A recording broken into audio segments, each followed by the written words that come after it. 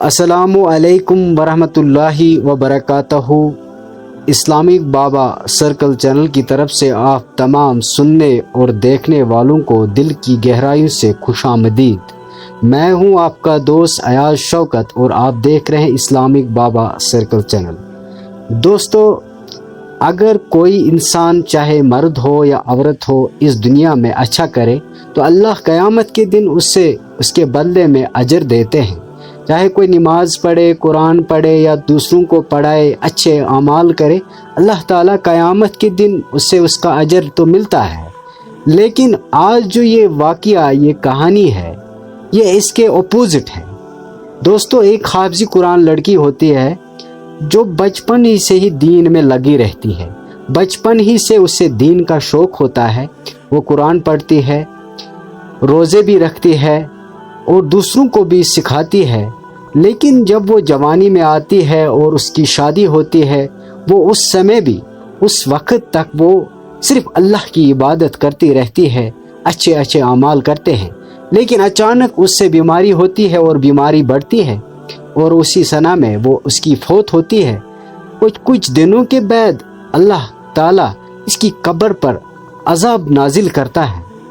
دوستو، یہ تو حیران کی بات ہے۔ اگر کوئی انسان اس دنیا میں اچھا کرے تو قیامت کے دن اسے اچھا ملتا ہے، لیکن یہ تو حافظ قرآن لڑکی تھی۔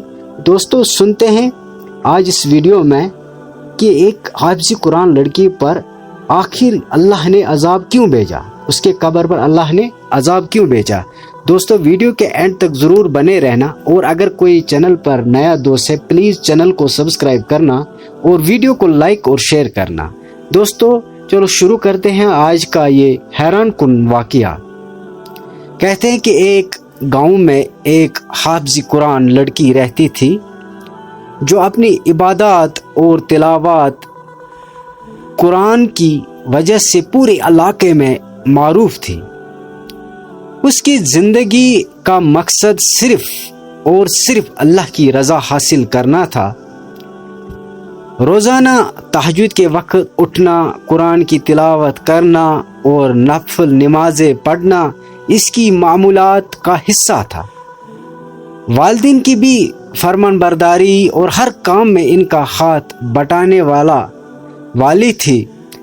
جب وہ جوان ہوئی تو اس کی شادی ایک دیندار خاندان میں طے پائی۔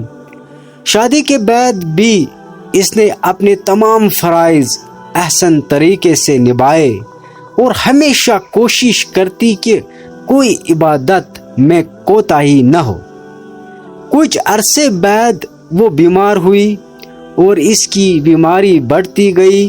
چند مہینوں میں وہ اتنی کمزور ہو گئی کہ اس کا دنیا سے رخصت ہونے کا وقت قریب آ گیا۔ اس کے گھر والوں نے اس کے لیے دعائیں کی اور اس کی حالت دیکھ کر ہر کوئی یہی کہتا تھا کہ ایک نیک اور حافظ قرآن لڑکی کے لیے آخرت میں بہت بڑا اجر ہوگا۔ لیکن جب اس کا انتقال ہوا اور اسے دفنایا گیا تو چند راتوں بعد اس کی ماں نے خواب میں اسے دیکھا کہ اس کی بیٹی سخت عذاب میں مبتلا ہے اور قبر کی حالت اتنی انتہائی خوفناک ہے۔ ماں پریشان ہو کر جاگی اور فوراً علماء کے پاس گئی۔ علماء نے کہا کہ حافظ قرآن ہونے کے باوجود بھی اگر کوئی شخص اپنے اعمال میں کوتاہی کرے یا والدین کی نافرمانی کرے تو وہ عذاب میں مبتلا ہو سکتا ہے۔ ماں نے جب غور کیا تو اسے یاد آیا کہ لڑکی کبھی کبھار اپنے والدین کے ساتھ سخت لہجے میں بات کرتی تھی اور شادی کے بعد کچھ رشتوں میں کمی آ گئی تھی۔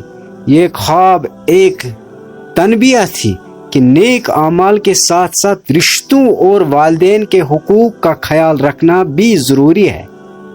والدین کی دعا اور رشتہ داروں کے ساتھ حسن سلوک اللہ کے نزدیک بہت اہم ہے۔